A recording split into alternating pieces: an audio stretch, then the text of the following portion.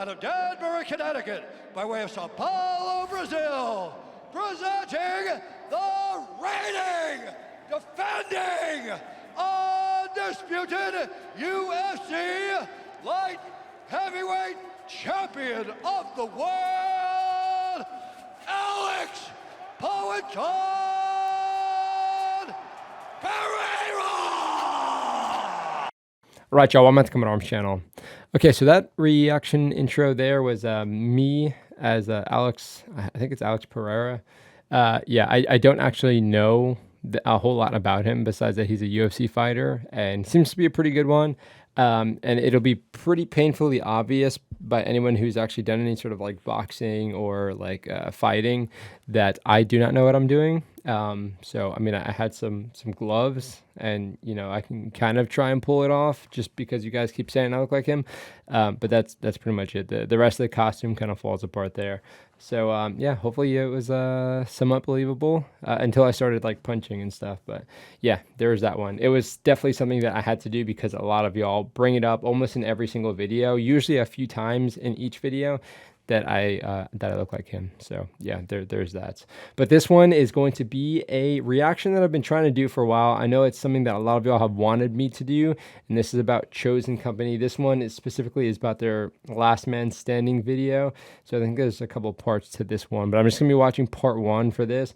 Yeah, it's definitely something that I know a lot of y'all have wanted me to check out. I've checked out some of their videos before, and it's basically like their the International Legion in Ukraine, and they get up to some really hectic stuff, and it's really interesting to watch the videos because they have the fighters there kind of talking and providing the context and background for what we're actually seeing in the video, which is always super helpful. So yeah, it's about 33 minutes long, so yeah, let's just go ahead and jump right into it. I'll try not to pause it too much. I know I say that a lot and I usually fail, but this is going to be a longer one, so I'll stick to that.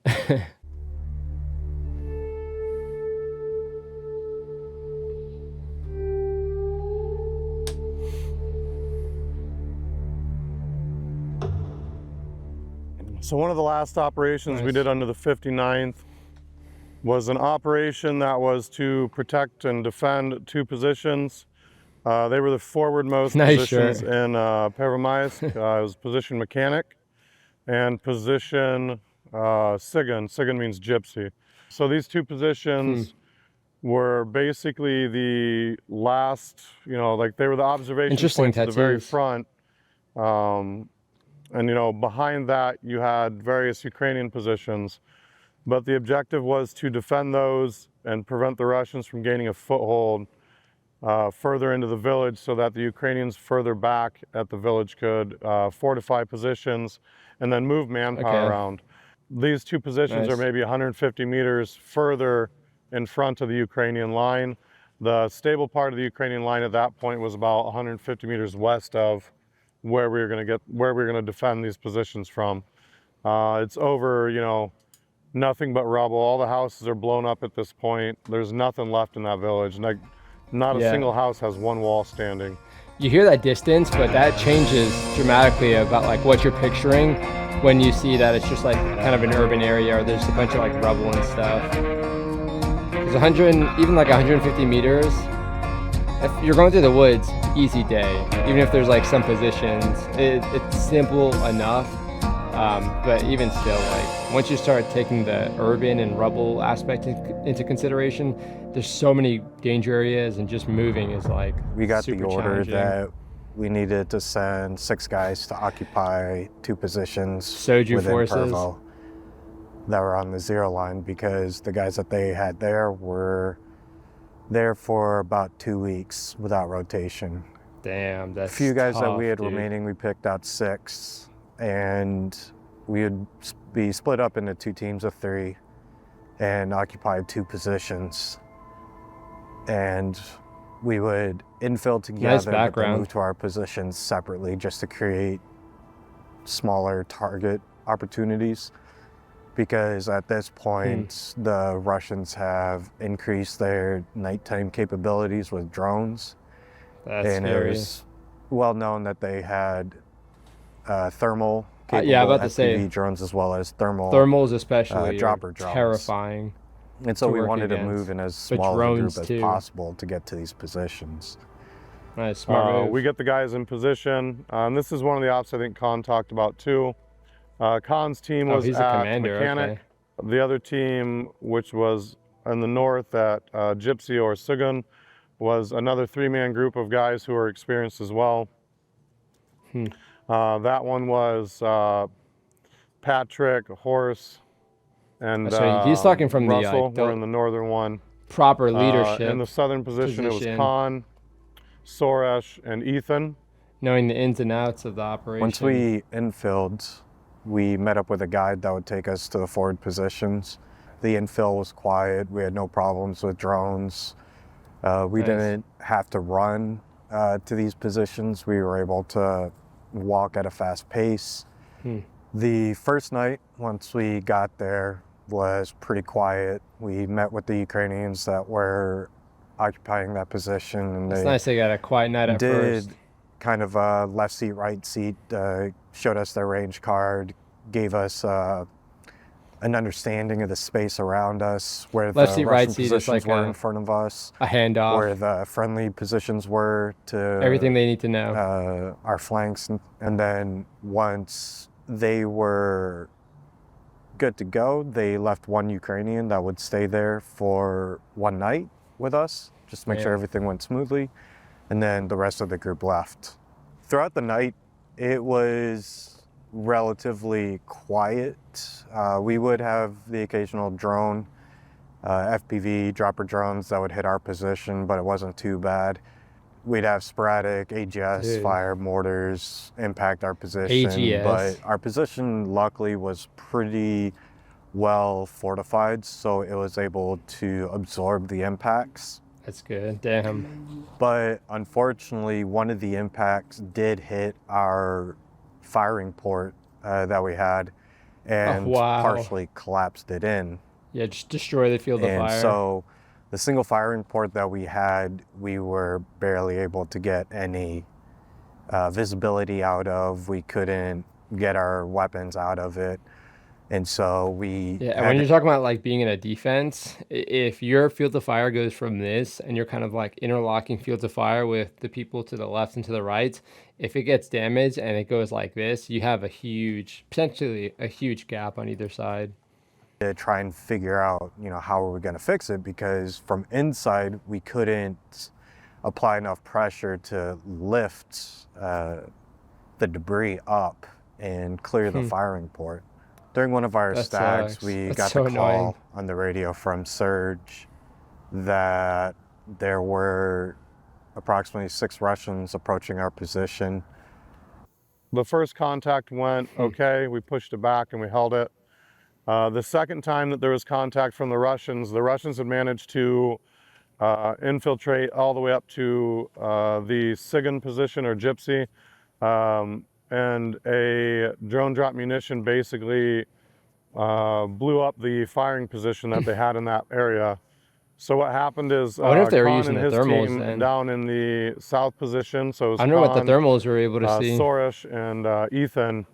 They had to leave their bunker to basically defend the northern position from the advancing Russians. Oh my Soresh God, basically left the fortified position the first time, engaged the Russians with an What RPG. a call to make. Hit 3 of them, 3 or 4, and then the other 4 were still, advancing. He ran back down good into the bunker, grabbed his AK-47, and then basically went out with his rifle to start. Dude, so to make that call, and not just like make that call, but to like really own that, like just use the violence of action they had, use the weapon systems they could at their disposal to like push those guys back. That takes not just a lot of like coordinated leadership, but a lot of like individual skills to kind of like assess, make a determination, and then be that effective while Helping they're doing engage it. the rest of the Russians.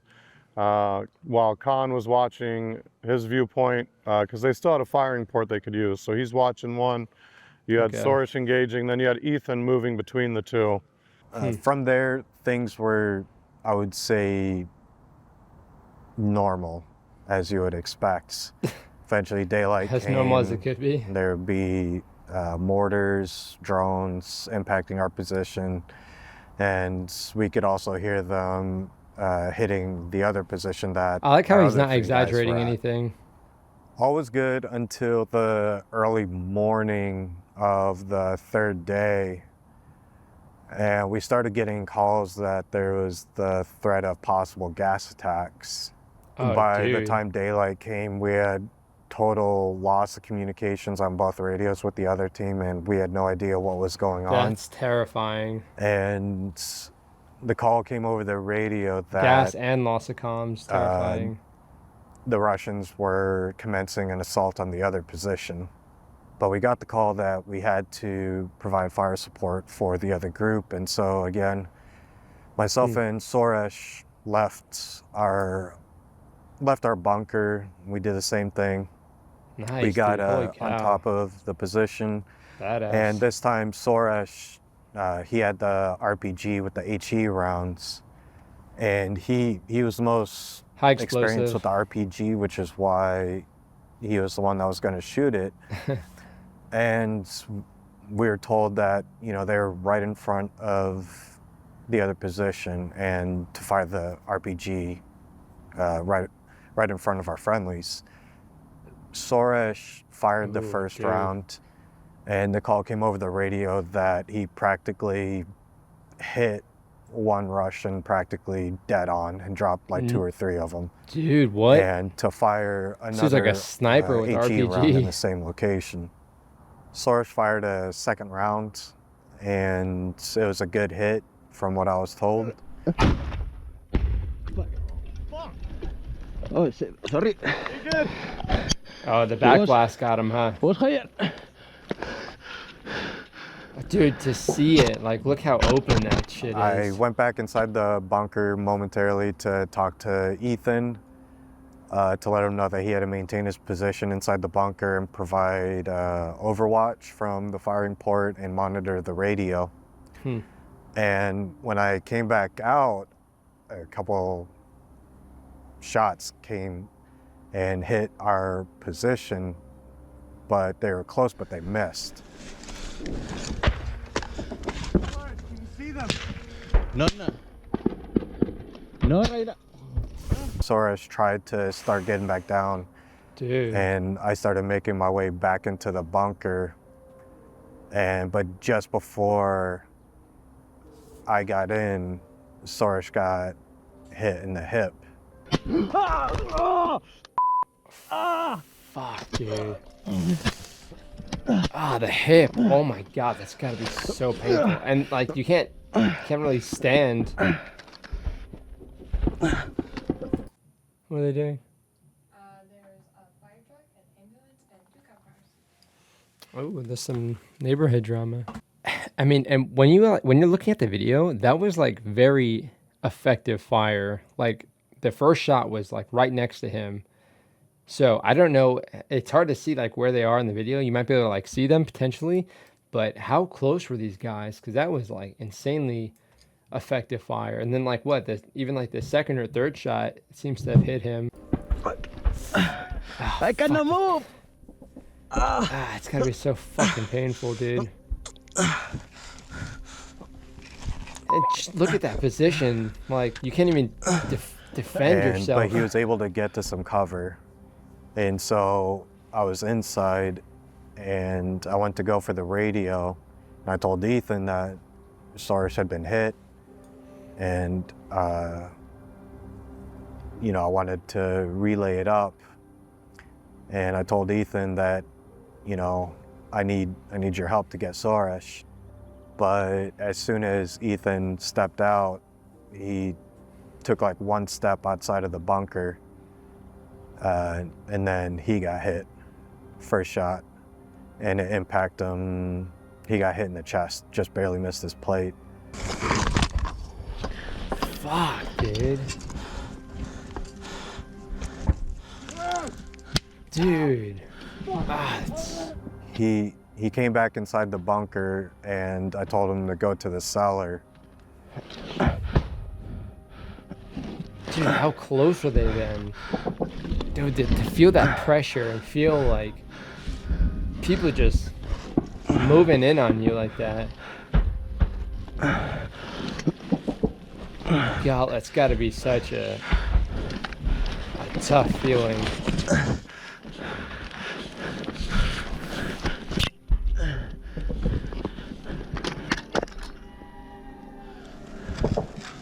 Oh, and it's a drone now? Are you kidding?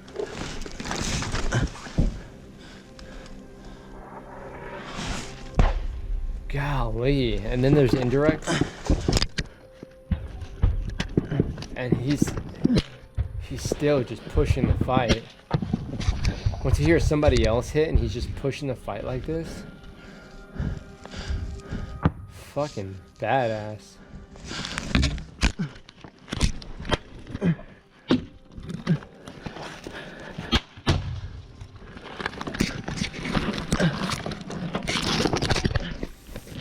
I can't imagine trying to move with a busted up hip.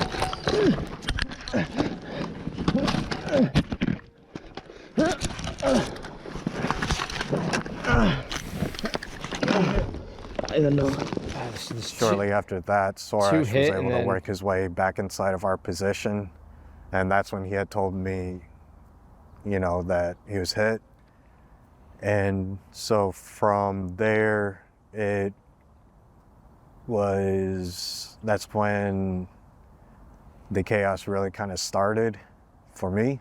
Dude, just hearing him trying to recall it.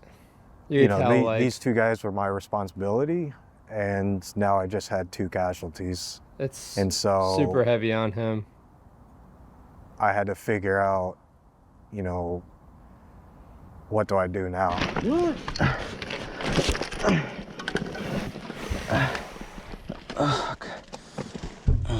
It's one of those things. It's like try and do self-aid, and then, but like security needs to get captor.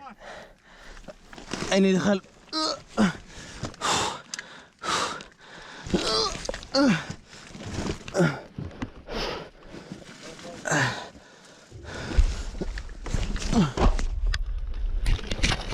wonder how Ethan is doing then. He said it barely missed his plate, so it did hit his plate or just outside of it? Get down. Come here. Give me your rifle. Calling to this is Bravo, over. Just pushing the go ahead. For big get. At least they have. Inside while I treat the wounded, over. At least they have some comms. Bravo, yo, slow down. Please repeat that last information. Ethan. We are barricading inside while I treat the wounded, over. Copy that. Over and out. We was eventually seeing the able to footage get or Ethan hearing it even. back into this cellar underground, Heavy stuff. and dude. then had to get Soresh down the ladder into the tunnel that went to this cellar, and drag him into the cellar. Ethan was non-coherent, kind of. He was responsive, but didn't really seem. He didn't seem like he was all there. Fuck, dude. And so I told him, you know, check yourself, because he told me he thinks it hit the plate.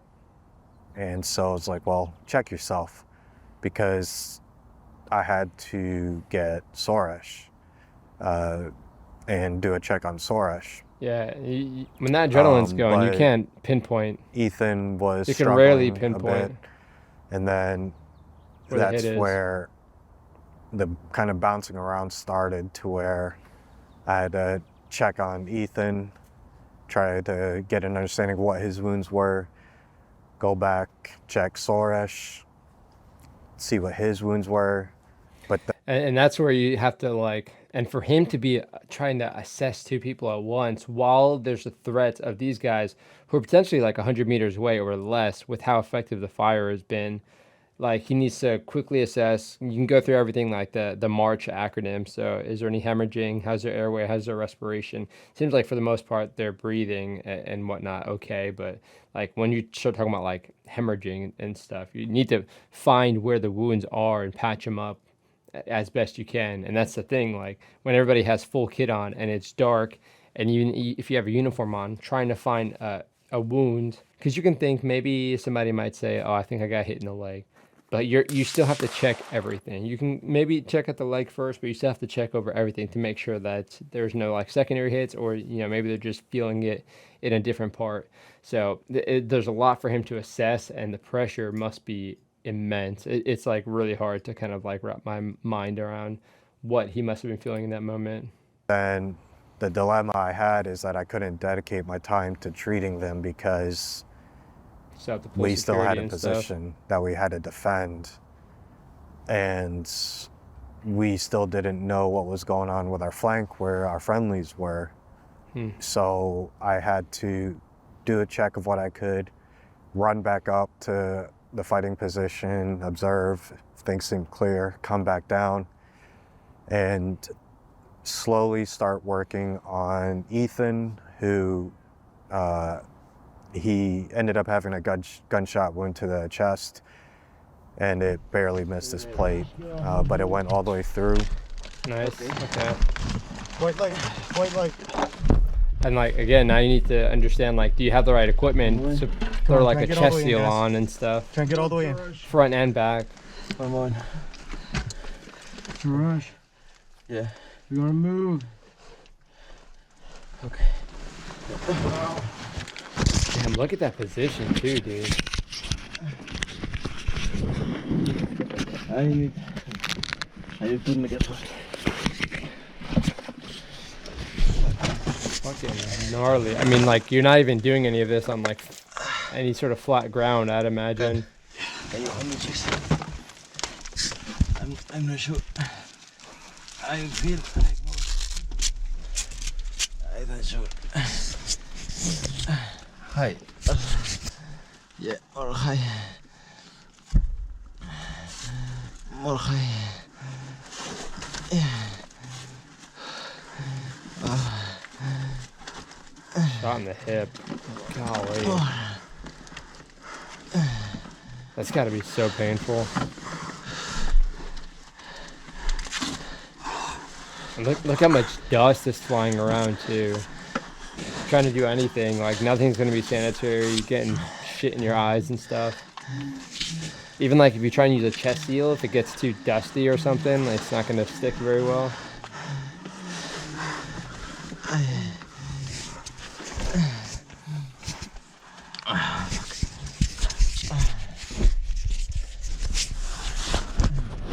Are you good? Thank you. Thank you. So once I was able to get initial first aid applied to both of them, that's where the bouncing back and forth started again, to where I would check them, make sure that they were still awake and kind of aware, and then go back up to the position, observe, Dude. make sure we weren't actively getting assaulted again. Very different mindset. And then also give treating, updates to the talk on the radio. defending, and Unfortunately, communicating. due to the nature of the battle space, it was known that if you get wounded during the day, your best bet is to, you until have to night or essentially something. wait until nighttime.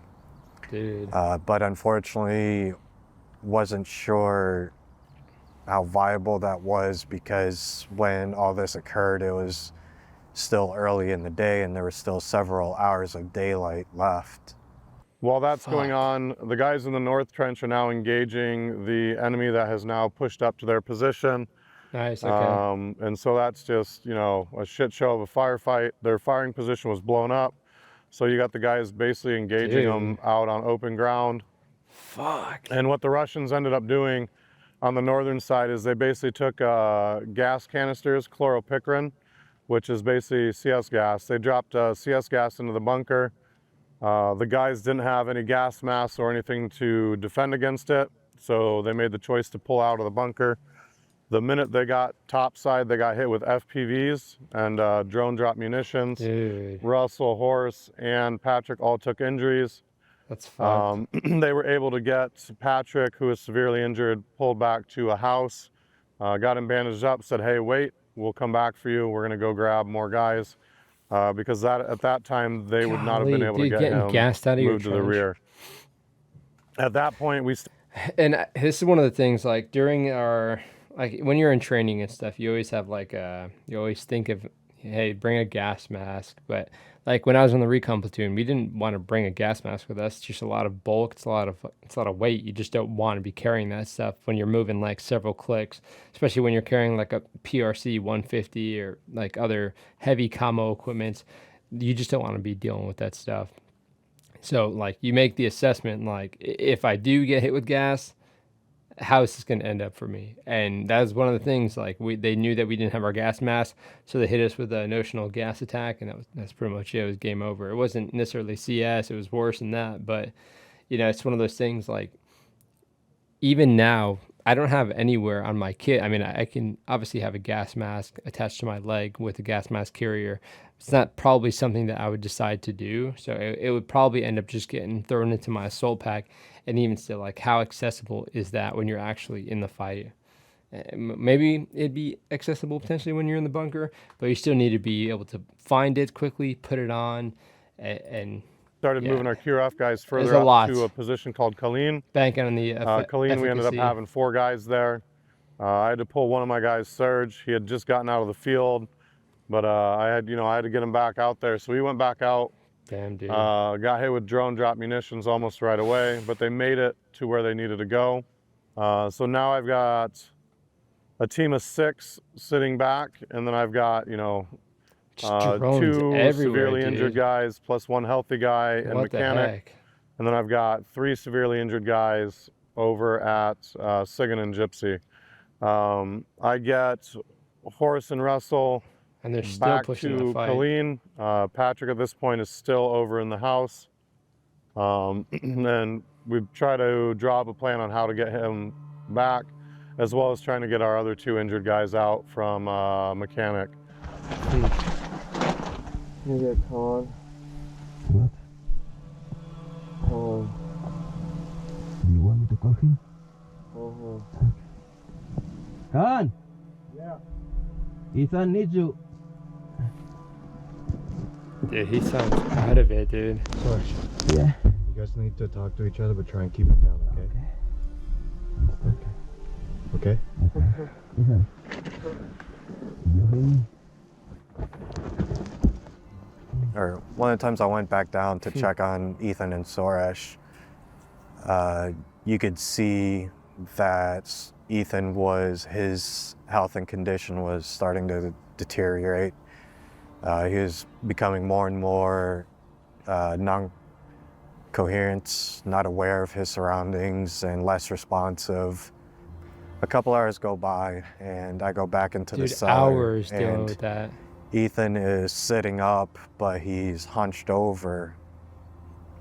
And, I tell him, Ethan, get up, don't fall asleep. And that's when Soresh looked at me and he's like, I think he's dead. And so I went over to him and pulled back. Dude, hearing shit like that will freeze you like right dead in your tracks. And again, like he was at it for hours, like pulling security, going in, checking on them. Like they're having conversations. To think like what it must have been like for Soresh to be talking to him and then just kind of like seeing him kind of fading and fading. And he's saying like, I think, so there wasn't like necessarily like a clear saying, hey, like I'm really not feeling too good right now. It seems like that kind of conversation didn't necessarily happen. So it's just, dude, it's just to see that, it's like, how can you just like put that aside mentally and then just continue? I mean, find a way, but still. Back on his shoulder, and his head just fell back, and that's, he had blood coming out of his eyes and his nose. And so I checked for a pulse. He didn't have a pulse, and so at that moment it was, he had passed. And so I laid him on the bed that was inside the cellar and took his jacket, laid it over him. and That's what's up. went back to assessing Soresh, make sure he was still good. And then once he, things seemed good with him, I went back up and basically gave the update to the talk that change status, one of our 300s is now 200, and just let them know so that they were aware. And About an then hour again, later, just going right back Soresh's to health really getting on the started radio. to deteriorate fast. He What- was and- but complaining Soresh that is thinking, he was having a hard time seeing that. breathing, and that his chest was in pain. And he started begging me for a decompression needle, and I had to tell him, like, I can't, man. You don't have a wound to your chest. And from there, I wasn't sure because I'm not a medic, but I was concerned that I wouldn't somehow, his chest cavity was filling with blood, or his abdomen. I wasn't sure. Yeah. And at that moment, I didn't know what to do. And then he started to dry heave and vomiting, and Fuck, dude. you That could internal really damage. see that things were getting real bad real quick for him. I mean, like, it's one thing to be able to, like, see things and kind of assess it and treat it, but, like, the internal damage, especially getting hit in the hip, especially if the round kind of, like, bounce around and stuff, there's really no telling. I mean, I know it's been, like, hours and stuff, but, again, like he's saying, I didn't think I should do a needle D because I don't think he had a pneumothorax or anything, but at the same time, like, where's the pressure coming, like, internal bleeding is probably a pretty good assessment. Fortunately, it was still daylight, and there wasn't much the Ukrainians would be willing to or able to do, because you just couldn't move in the daylight. I called it up on the radio to let them know, hey, my second 300, he's dropping fast. He's in need of Gazovac soon. And they basically told me that, they're aware they're tracking, but they can't do anything because it's daylight. Dude, the urge to just, like, I want felt to helpless take him because out of there there was nothing yourself. more I could do for him. But you still I have had done that as much position. first aid as I could with the supplies that I had and training that I had.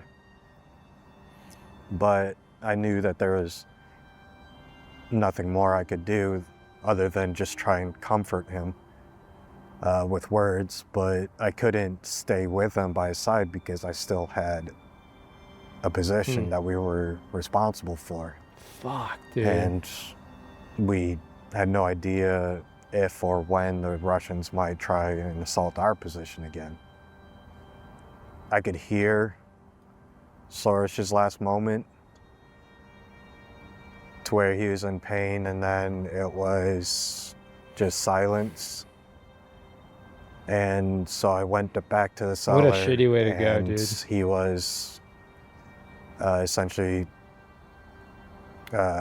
leaned over onto the bed and non-responsive. And so I flipped him over, and same thing, checked his pulse. There was no pulse.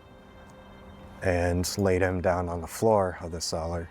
And then went back to the radio and let them know, hey, my second 300 is 200. There was too much artillery fire to basically do anything for a few hours. At that point, both the guys on the southern one have bled out. And I can tell, like, the way that he's talking about it, especially from, like, a commander perspective, like, you have to just rationalize every small decision, every big decision, every small decision that you're making, like, weighing what can we do? Is it possible? Are we going to put more people at risk?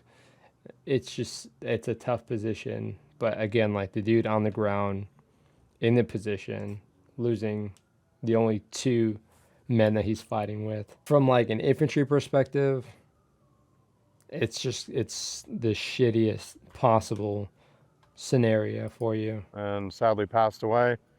So now I have one guy defending one position, and I have another guy severely injured in the north in a house that's currently under attack. Once my two guys had passed, that's when we weren't really sure what the plan was as far as getting reinforcements or getting replacements. Whenever I would call and ask, they would tell me, you know, they're figuring it out, they're working on it, but It's gotta be so essentially frustrating, dude. I had no idea what was going on.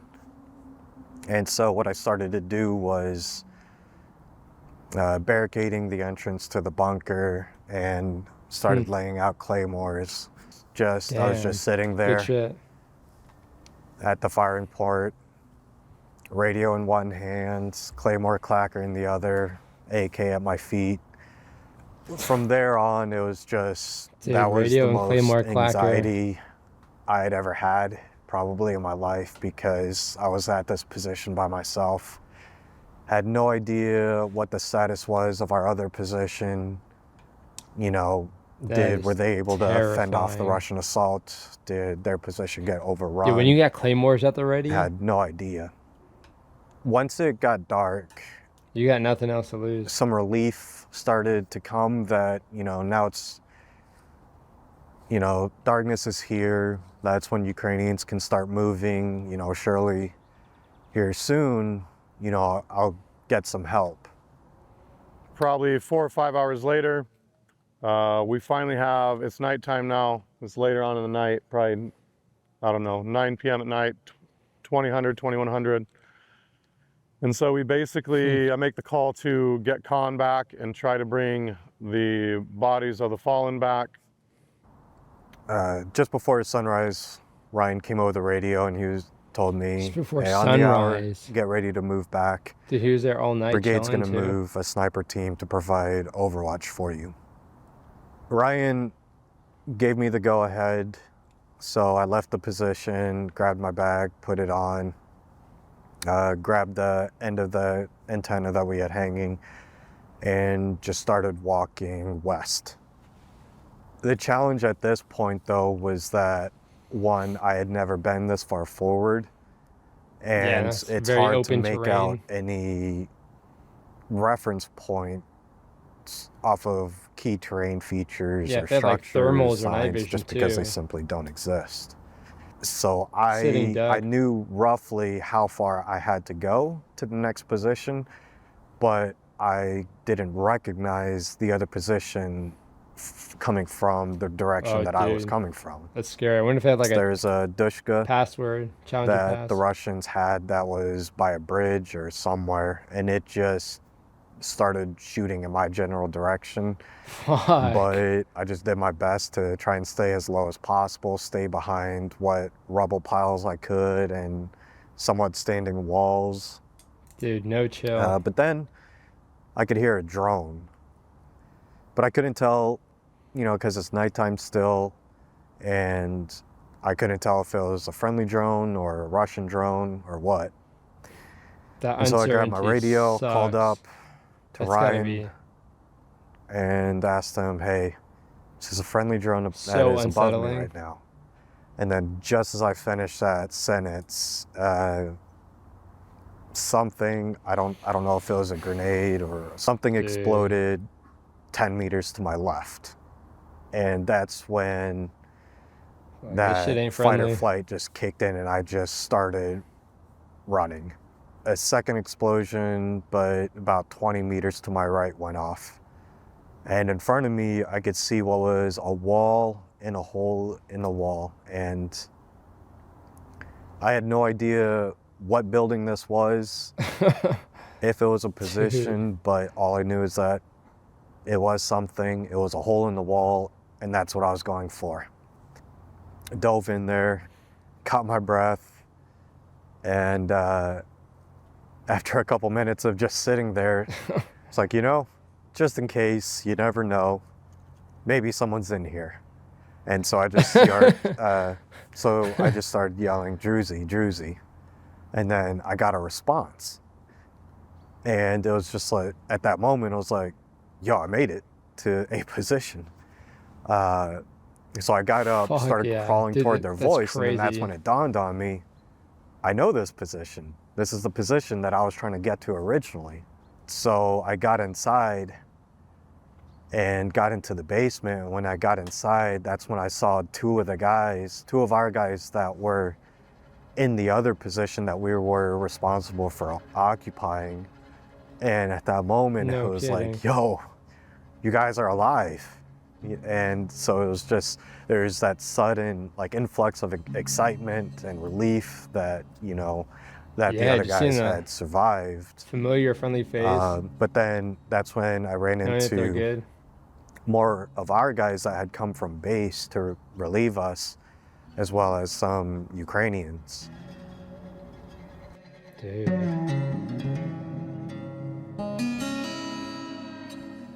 Oh my God, dude, and yeah, for this to be a multiple parter very much makes sense. Like the storytelling in this, like you can, especially with the few clips that they have, you can really kind of like picture everything. And I do appreciate how it's more of like him talking about it and not just like kind of just showing the clips, because you're really kind of understanding step by step. And then as time passes, kind of understanding the chronology of everything and kind of actions that have occurred to get him there. And then he gets back to the position and everything kind of just like, dude, that adrenaline dump must have been insane, especially after like running from the drones that were friggin' dropping munitions on him. I mean, we have this expression in the U.S. military. I mean, I'm sure it's an expression in a lot of different places, but you have the term the golden hour. I think it's a song now too, actually. But you have like the golden hour, which is basically saying like if someone sustains an injury, you want to get them to the next level of care within like an hour. And in the U.S. military, I mean, you have like this, especially with like the global war on terror, you kind of have this expectation of, okay, injury, calling a Black Hawk, there we go. Like, you just got to kind of like move them. For the most part, I'm kind of oversimplifying it, of course. It's not always going to be that simple. But I mean, you have kind of like that expectation or that thought of kind of how the scenario goes down, calling your 9 line, and then kind of like you can pass them off and it's kind of easy. You have that pressure taken off of you. But these guys are with the wounded for hours, for the entire day, and that golden hour just it's not an option for them. So to be there, to be bouncing back, pulling security, it's like it's not like a kind of like mental leadership, or it's really just comes down to like not even like resiliency. It's just survival at that point. It's like survival and trying to take care of your buddies, trying to make sure that they're comfortable and that they're alive and that you're kind of checking in on them.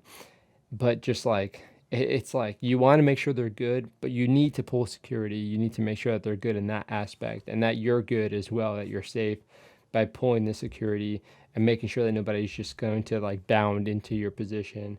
But like, dude, like just like that must be tearing him apart mentally. It's got to be such a difficult thing. And I don't know how much time has elapsed from when that happened to when he's actually talking about it, but no amount of time will allow him to talk about that with any less like anxiety.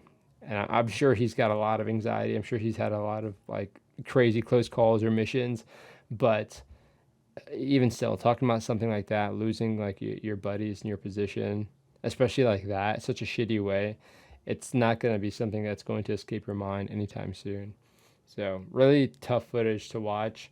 I do appreciate y'all sending this my way, and then keep giving me that nudge. I know sometimes it might take me a while to react to this because this came out a month ago, maybe a little bit more. So I do appreciate you guys kind of giving me that nudge so I can, check it out and get this story out as much as I can on my channel. Of course, I'll put the original video down in the description. Definitely go and check them out. Definitely go and subscribe to the channel and show them as much support as you can.